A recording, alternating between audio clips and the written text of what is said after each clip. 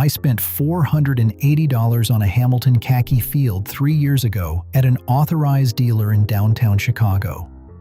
The salesman was polite, efficient, wrapped it in tissue paper, and I was out the door in 11 minutes. 6 months later, I walked into a boutique to look at an Omega Seamaster priced at $4,900. Different salesman, different chair. I got offered espresso, then sparkling water, then a small history of the coaxial escapement while the watch was presented on a leather cushion like a newborn. I sat there for an hour and 17 minutes. I did not buy the Omega, but I kept thinking about it for weeks, which is, of course, exactly what they wanted. The Hamilton, meanwhile, was on my wrist the entire time, keeping time within 8 seconds a day, doing its job without needing a leather cushion or an espresso. That gap between $480 and $4,900 haunted me. Because that is the same gap people are really asking about when they ask what separates a $500 watch from a $5,000 watch, not which one is better, but where the money actually went.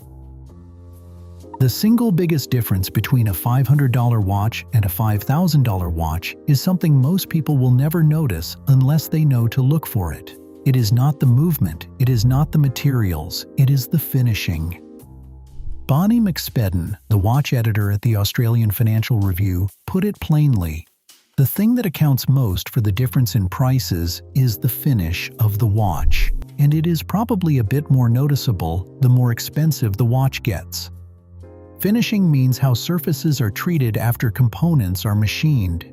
At $500, cases and bracelets come off CNC machines and get a light brush or a tumble polish.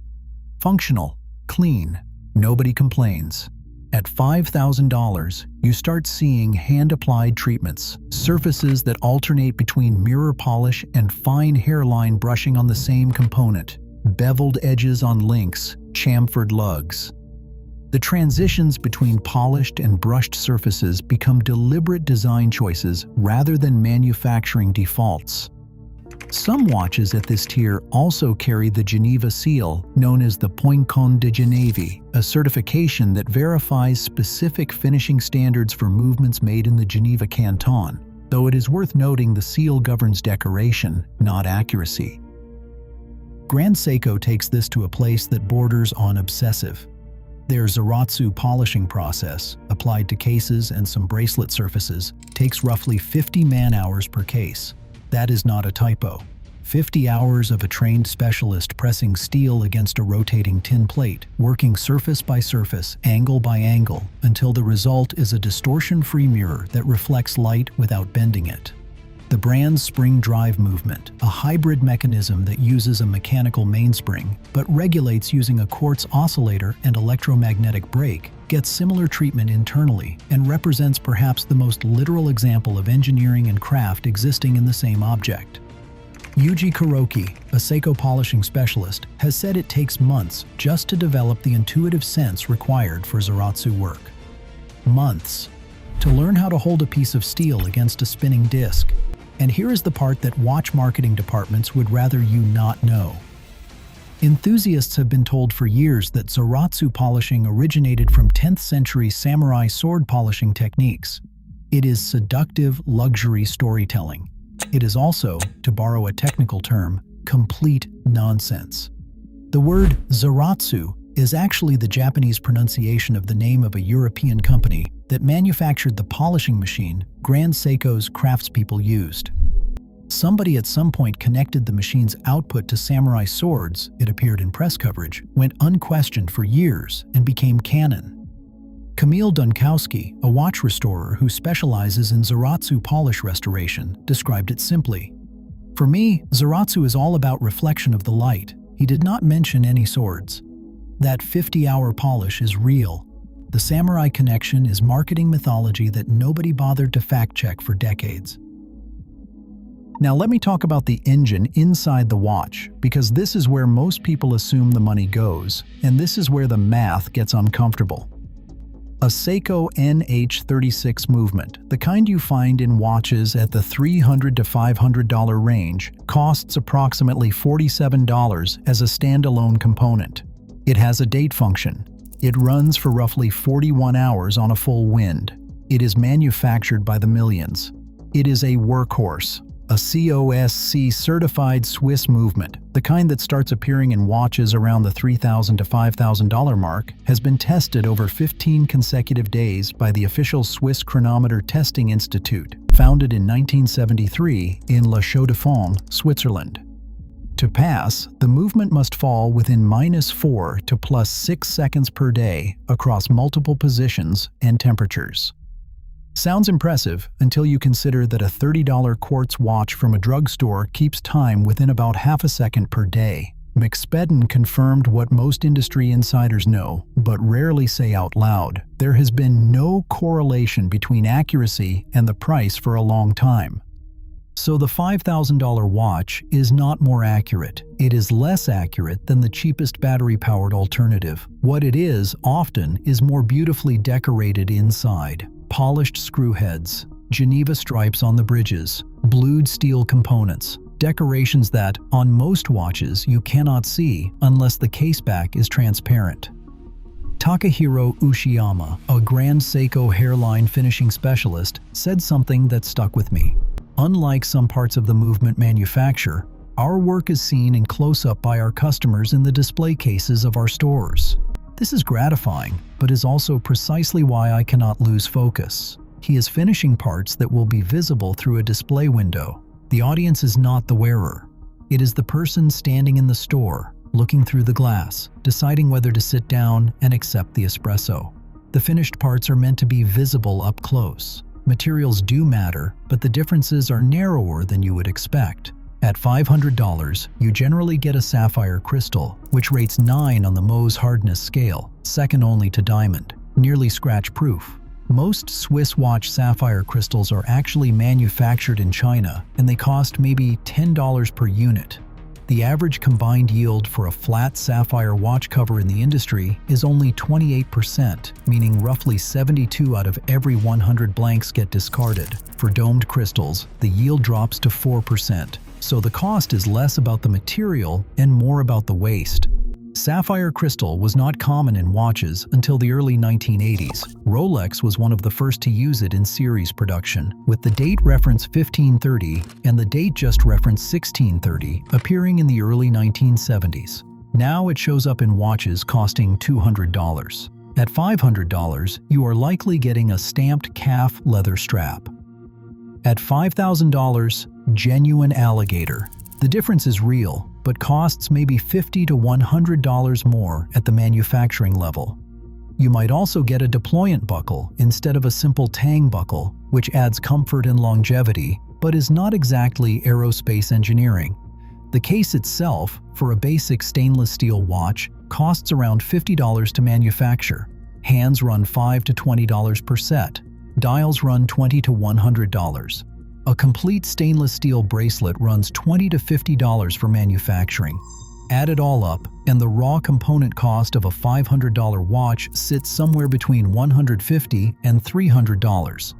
The component cost of a $5,000 watch sits maybe $500 to $1,200 higher, depending on the movement and finishing labor.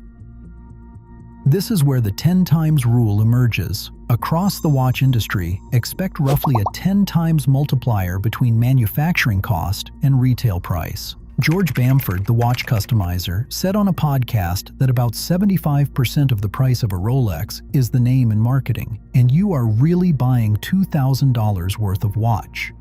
A steel Rolex Submariner, powered by the in-house caliber 3235 with its Chronergy escapement, reportedly costs between $3,000 and $5,500 to manufacture and retails for considerably more. If you are spending between $1,000 and $4,000 on a Swiss watch, there is a very good chance your movement was made by the same company that made the movement in somebody else's cheaper watch. ETA, owned by the Swatch Group, has been the dominant supplier of Swiss mechanical movements for decades. The same Swatch Group owns Omega and Tissot and Longines. Sellita, an independent Swiss manufacturer, produces movements like the SW200 that are functionally near identical to ETA's equivalent calibers and have become the default alternative for brands that wanted to reduce dependence on the Swatch Group's supply decisions. In the mid-2000s, ETA announced its intention to stop supplying movements to outside companies. Swiss regulators stepped in almost immediately, recognizing this as a potential monopoly situation, and lawmakers required Swatch to continue providing ETA movements for the foreseeable future. The result was that Sellita quietly became one of the most important companies in Swiss watchmaking that most buyers have never heard of. So a Tudor at $4,000 and a Tissot at $600 might share a movement lineage. Tudor eventually developed their own in-house calibers, but the point stands. The line between tiers is not always the engine. One forum commenter on Watch You Seek captured the reality neatly. I have both in-house and ETA movements, and I can honestly say that in day-to-day use I do not notice the difference. The difference comes at service time, and when something goes wrong, then it is months away and big money for the in-house models. The terms in-house and manufacture are, as one industry analysis noted, marketing tools that brands use to entice enthusiasts and collectors. There is no guarantee that an in-house movement is superior to that of an external supplier like ETA or Sellita. When Omega made the switch to develop their own in-house coaxial caliber 9300, it required an investment of roughly 100 million Swiss francs. That cost gets absorbed into the retail price of every Omega sold in the years that follow. Here is where the $500 versus $5,000 conversation goes somewhere unexpected. The purchase price is only the beginning. Mechanical movements have lubricants inside them that dry out and degrade over 3 to 7 years. Your watch needs regular servicing to keep running properly. A Seiko automatic with an NH series movement generally costs between $150 and $250 for a service or movement swap. A Rolex overhaul through an authorized service center routinely reaches $800 to $1,000. Omega coaxial three-handers cluster between $600 and $800. Tag Heuer runs $400 to over $1,000. Breitling runs $500 to $1,200 or more. That $5,000 watch does not just cost more up front, it costs more every 5 years for as long as you own it.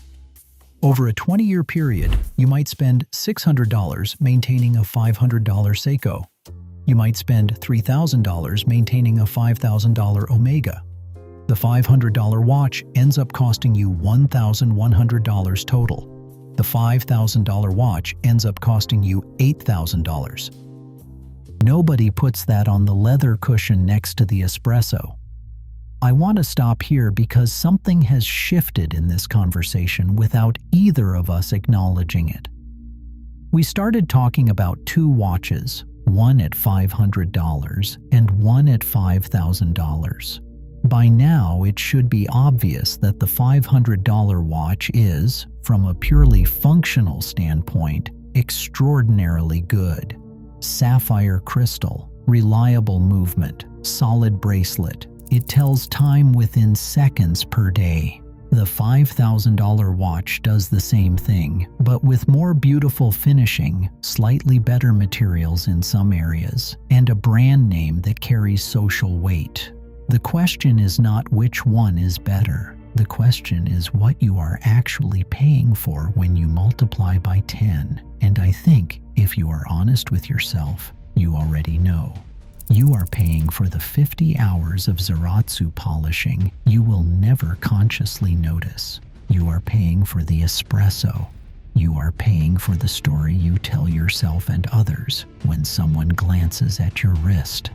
Whether that is worth it is not something I can answer for you, and frankly, it is none of my business.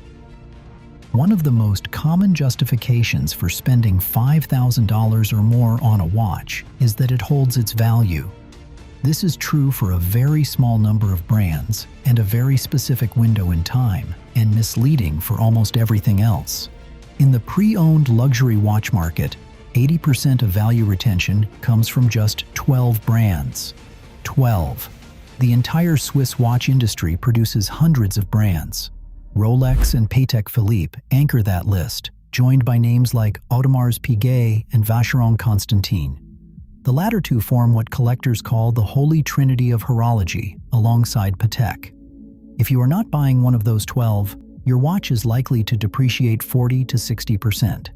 Even within the magic 12, the moment you put the watch on your wrist and scuff the clasp during date night, you have lost about 25%. During 2020 through 2022, the value of pre-owned Rolex watches surged.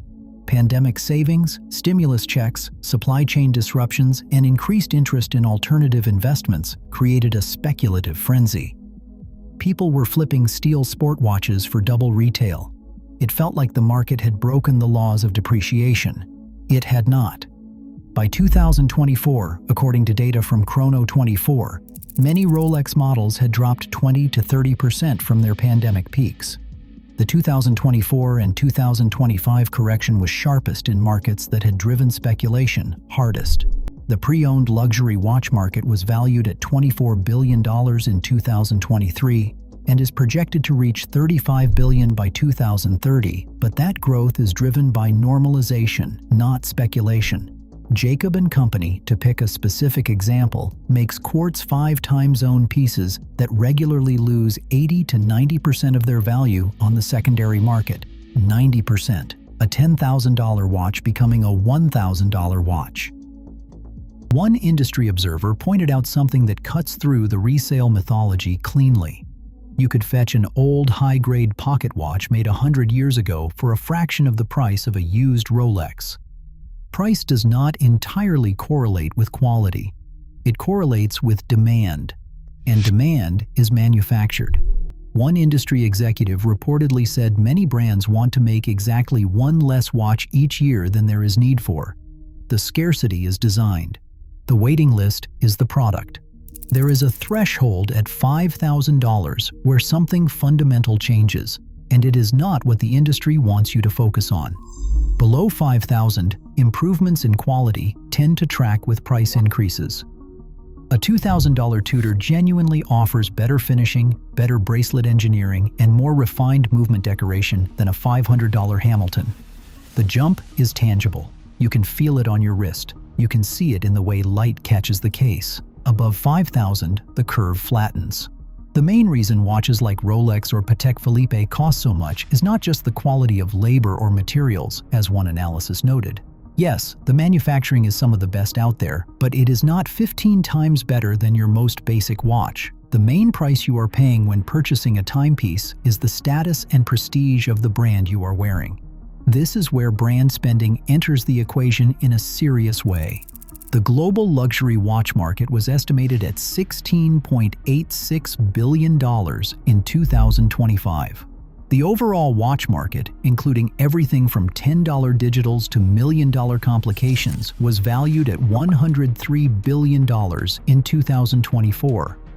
A significant portion of that luxury segment's revenue goes not into watchmaking, but into retail environments, sponsorship deals, advertising campaigns, and maintaining the perception of exclusivity.